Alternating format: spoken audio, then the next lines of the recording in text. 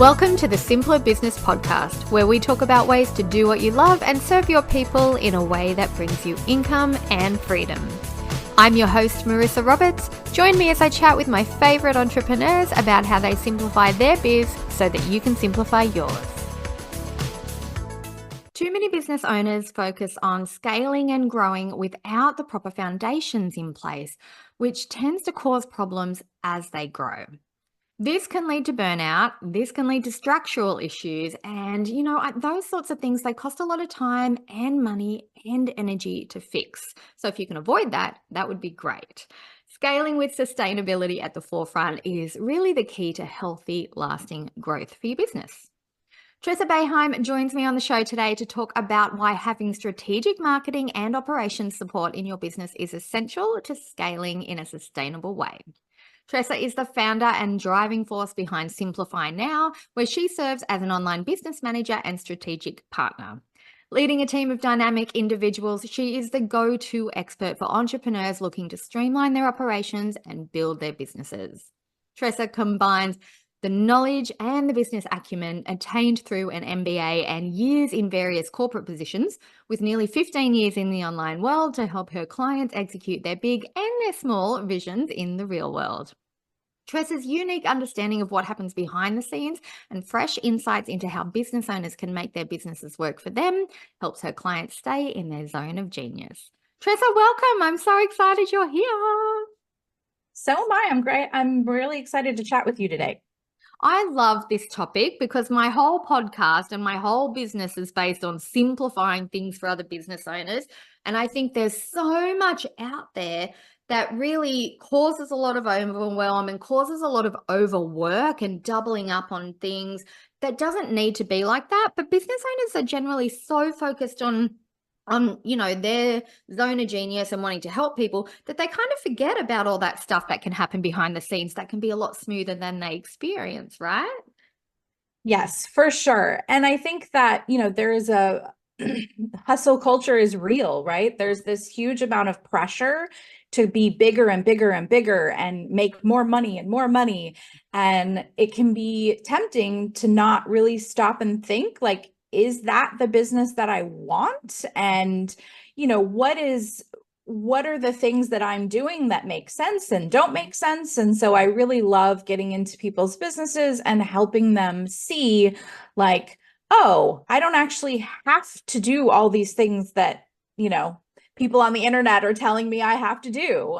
It's just one of my greatest joys in life. I think to have somebody that can help you cut through all that busyness that you see happening online is a really powerful thing. And in fact, I would say to most of my clients, that's really the first area you should be investing in, is having somebody work with you to show you, exactly like a clear aligned pathway for you and your particular business, rather than chasing everything else you see online and, working 24/7 in order to try and accomplishment. So I think this is going to be a really good conversation for our listeners, but I'd love to know, how did you get into this area of business? Is it something you've always been passionate about? Yeah, so actually, I started doing this when my second daughter was born. So I used to teach. I used to teach test prep online once I had my first daughter. My husband was in grad school, and I was, kind of working during the day. He was coming home, taking the kids, and then I was going into the bedroom and working from my computer, teaching test prep for the evening.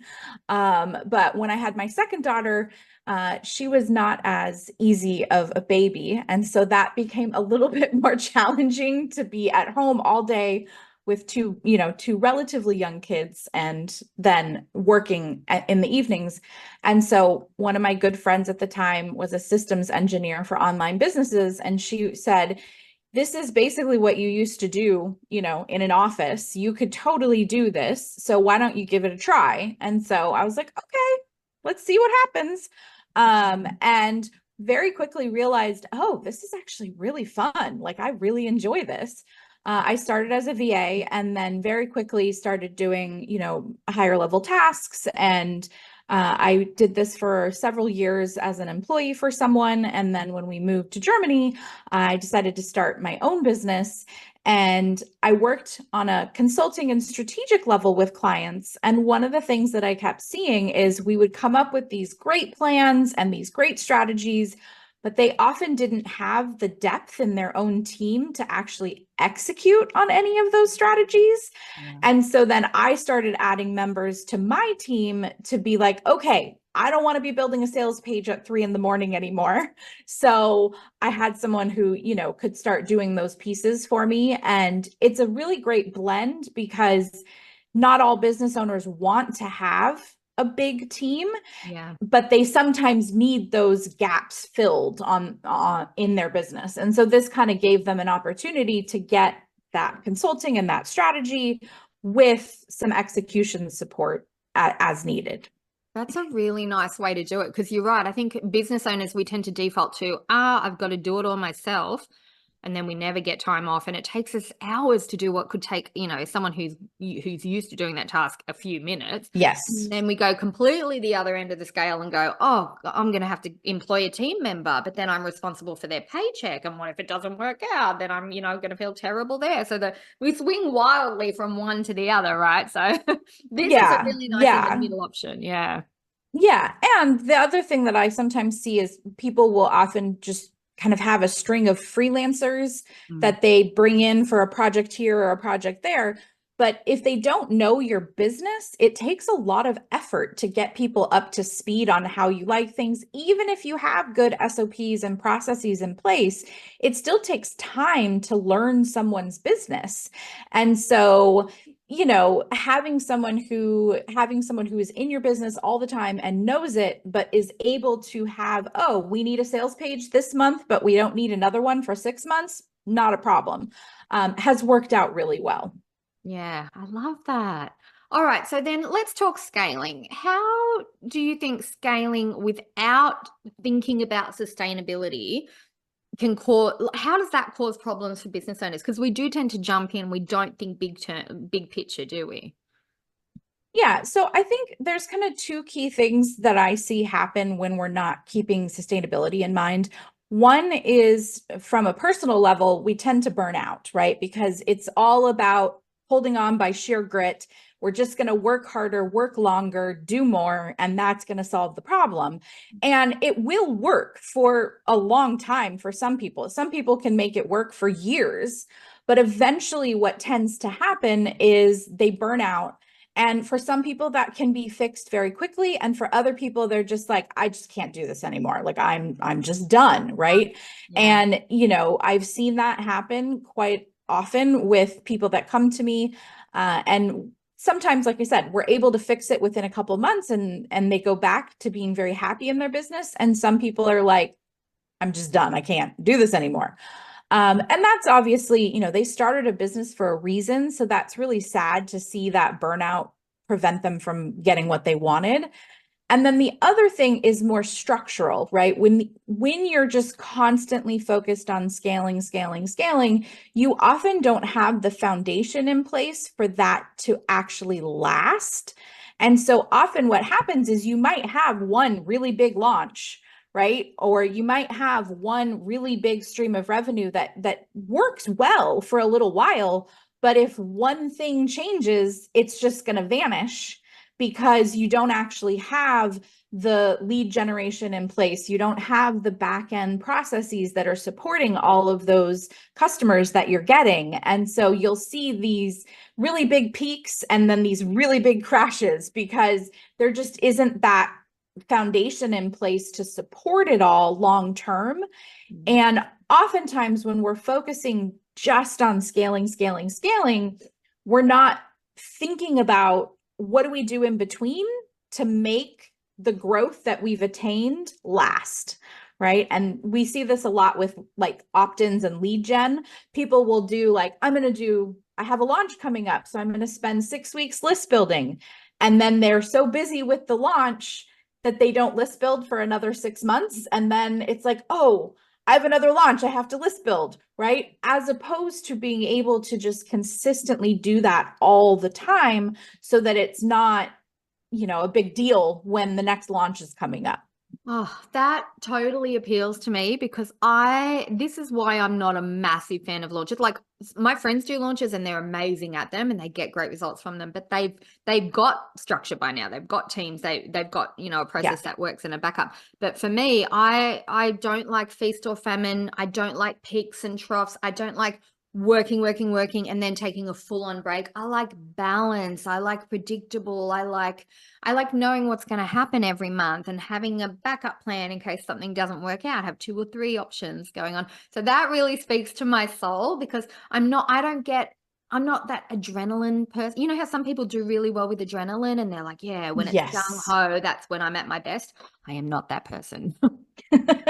Yeah, for sure. And I mean, there is, you know, I often say that like a really solid business is actually pretty boring. Yeah. Like people will often be like, oh, it's so exciting. I'm like, actually, we kind of want it to be boring. Like we really do, because that adrenaline, that excitement that we get is often because we're not prepared and because there's a fire drill. And I mean, there's always going to be, tech is going to be what tech is going to be. And there's always going to be little things that come up that we can't anticipate. But for the most part, if we're sort of focusing on building a sustainable business that's going to be there for years and years, like it's pretty boring. And a lot of times, like the sexy stuff is what happens when we're not focusing on the right things. Yeah, that's so true. I really think it does really help with that long-term viability of your business, you know, because it's one thing to scale, but it's another thing to scale and still have your business long-term. And I think it's a benefit for everybody, really, not just business owners, but their customers as well, because you want to be a Mm-hmm. reliable business that's going to stick around. You don't want to just disappear within a few years and have people go, what happened to them? For sure, for sure. Yeah. All right. So then what does an integrator really do? How do you know that you need one? Because we're so wrapped up in our business, we see exactly what's in front of us. And that big picture thinking, I think, is just not a natural default, is it? Yeah. So I think it looks a little different for everybody. So depending on your strengths and your weaknesses is often where you will see an integrator be the most useful. So I work with a lot of creatives and I work with a lot of people who would probably classify themselves as like visionaries, meaning that they have a lot of ideas. They're very excited about what they do and they tend to move at a very quick pace, right? So they've got a lot that they want to do. And so a big part of being an integrator for those types of people is kind of helping them stay on track and helping them stay the course that they've set for themselves by holding a lot of those moving pieces, right? So when we're thinking about, you know, building something new, business owners often, they know what they want. They know that they want to build this course or this product or have this coaching program, whatever it is. They know what the end result is, but they often have no idea how to get there, all the moving pieces that are involved. And so an integrator can really come in and say, okay, you want to have a membership at the end of, you know, at the end of this process. Your goal is to have a monthly membership that does these 6 things. Here's how we get there, right? And really helps make that path much clearer and then fills in all the gaps of, okay, we need a membership plugin that does this thing, right? Okay, here's 3 options that I've worked with in the past, or maybe I've never done this before. I'm going to go do some research and come back and tell you, based on what you said you wanted, here's some options, here's some pros and cons. So kind of doing a lot of that higher level legwork so that you don't have to. And, you know, as far as knowing when you are ready or when you need one, I often see that, I mean, again, it's a little bit nuanced for everybody, but there's some key things that I tend to see. One is that you feel kind of like, I have all the things, but like nothing's really coming together the right way. And I've got, sometimes people actually have a team in place. They have a few members, you know, they might have a couple people that they work with, but they feel like I'm the only one that can actually do anything. Yeah. Like I can't give anything to my team because either I don't know how, or I don't have the time, or I don't want to. So I just end up doing it all myself anyways, right? Or you just have so much to do that you can't get anything done, right? Oftentimes business owners come to me in a state of overwhelm because they have been trying to do it all themselves, whether they have a team or not.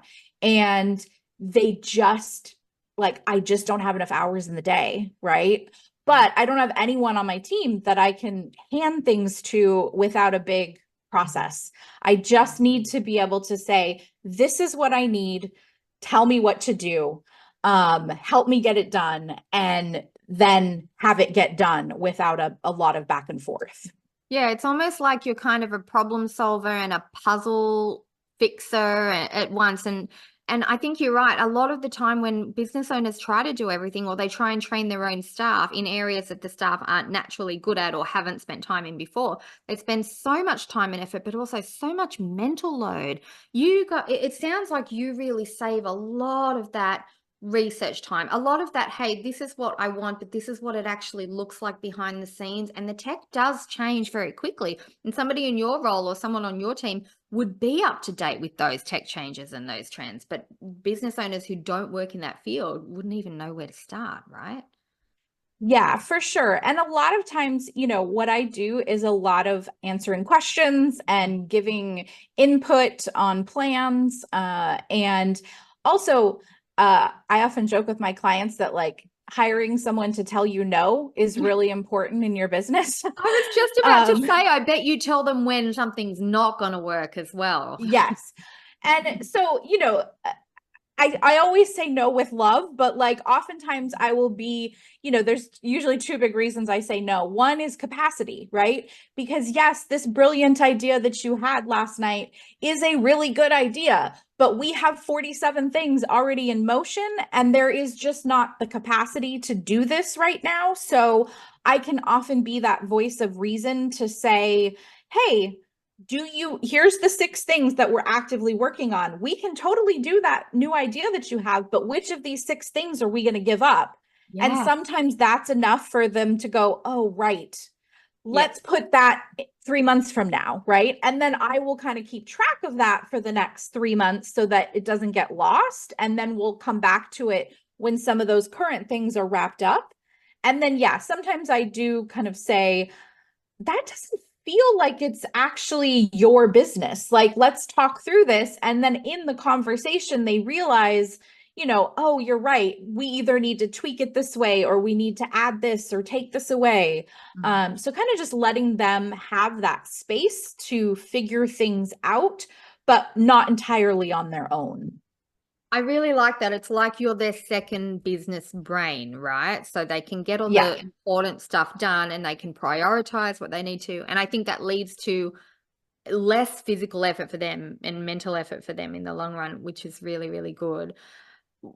Do you find that it kind of eases stress then for the clients that you're like, do you see a pattern in how you set when you start working with them, and then after you've been with them for say 3, 6 months, even a year, do you see like things improve in a pattern? Absolutely. So, usually people come to me often because they're very overwhelmed. That's sort of a huge camp of people that come to me. And then another camp comes to me because they've kind of been feeling like, again, I have everything, but it's just not working, right? And so there's just something that is like holding them back from whatever the next level is for them. And that, isn't necessarily a specific revenue point, but just something like is holding them back. Yeah. And so they will often feel, there's another phrase that they often use, which is like, oh, there's another like adult in the room, right? Somebody who really does care about their business as much as they do, and really is kind of there helping them take some of that load off and reminding them of, the things that are important, but not necessarily things they have to keep in their head all the time. And timelines and dates. And, I do work with a decent amount of neurodivergence. And so for them, numbers, dates, things like that can be really challenging. Yeah. And so just knowing like, I don't have to be the one to keep track of, did we say the 21st or did we say the 22nd, right? And can you make sure that that's actually correct everywhere that we are putting that out there, is such a huge weight off their shoulders. So it does really tend to lessen their stress and ultimately helps them get more done with just a lot less effort because they don't have to do it all themselves. They can pass on some of those things that are more draining for them, more challenging for them, and really focus their often limited capacity on things that are actually going to move the business forward. Yeah, and I think that's an important thing. It's like you want to free yourself up as the business owner to A, do the stuff you actually enjoy, the whole reason you started the business in the first place, but B, to really drive the needle forward, to be able to start making good money in your business so that you're actually all of the time and effort that you're putting into it is actually worth it, because your customers are seeing benefits, but you're seeing benefits too from a logistical and financial perspective as well. And I know a lot of business owners really do struggle with that, the strategy piece, the marketing, the operations. So to be able to free yourself up to just be the creative person or the visionary or the leader, I imagine that's a really big load off their shoulders, right? It's almost like a huge relief. Yeah, for sure. And I think that, a lot of us that started a business, right? We didn't necessarily start a business to like do all these things. Yeah. I didn't start a business to write a newsletter every week, right? But those are the things that actually get us customers and get us, audience. And so having someone who can both remind you and keep track of all of those things can be really helpful, because then you're not necessarily having to keep, what is it that I have to do for all this marketing stuff, right? Like someone is just telling you, okay, this month you have to do this, this, and this, and this for marketing. Once your part is done, we've got the rest of it. So don't worry about it. And now you can move on to these other things that you are probably more excited about in a lot of cases. And you don't have to waste your time and energy keeping track of what is needed for kind of just that base level, marketing that has to happen. Yeah, you can focus on the stuff that's really important for you in your role to be focusing on. I love that. Tressa, I just feel like you have shone a whole beautiful spotlight on stuff that so many business owners don't know they need to know, if that makes sense. I think you're right. If people are listening today feeling like, I feel like I'm stuck somewhere in my business, but I don't know what's making me stuck, you are the person that they should be speaking to. And I think you're going to make things a whole lot easier for so many people. So if there's anybody listening today that wants to get in touch with you and talk more about this, or find out, what's it like to actually work with you? Where do you get started? What's the best way for them to find you? Yeah, so I have a website. It's just my name, tressabeheim.com. And I'm also on Instagram and LinkedIn and Facebook with the same, just Tressa Beheim. And I do try, I'm always available to answer questions. If you want to have a quick chat about, am I actually ready, right? You can reach out and we can hop on the phone and have a quick conversation about, is this right for me? Because, it's not right for everybody, and some people just aren't quite ready yet. But oftentimes you probably are ready and you just haven't realized it yet. Yeah, I think you're right. I think you kind of get that feeling for a reason, don't you? For sure. Beautiful. All right. Well, I'm going to make sure I've got your website link in the show notes, as well as your social media. Do you have a platform that you hang out most on? Do you find yourself on LinkedIn or Instagram the most when you're doing social? Probably LinkedIn the most. Yeah, that would make sense. Yeah. All right, everybody. I've got all the links for Tressa in the show notes. If you're feeling a little bit stuck in your business, if you're not quite sure what step to take next, or if you're feeling that kind of overwhelm that you feel, where you feel like everything is a little fire popping up and everything is urgent and important, and you're struggling to define the ones that actually are the things you need to do in order to help scale your business in a sustainable way, Tressa is the person to talk to. I hope that you've all enjoyed this conversation as much as I've enjoyed having it. Tressa, thank you for being on the show. It's been really enlightening for me too. And I've been in the business for like 12 years and I still learned something. Like, there's so many aha moments. Awesome. Thank you. Thank you for being here. Oh my goodness. All right, everybody, you know where to find Tressa if you want more, and I will see you in the next episode. I hope you enjoyed this episode of the Simpler Business Podcast. If you did, please subscribe, rate, and review us on Apple Podcasts. There's a link in the show notes to make it nice and easy for you, just the way we like it. If you're ready to simplify and scale your business, you can get started with my free audio class at marissaroberts.com. See you next time.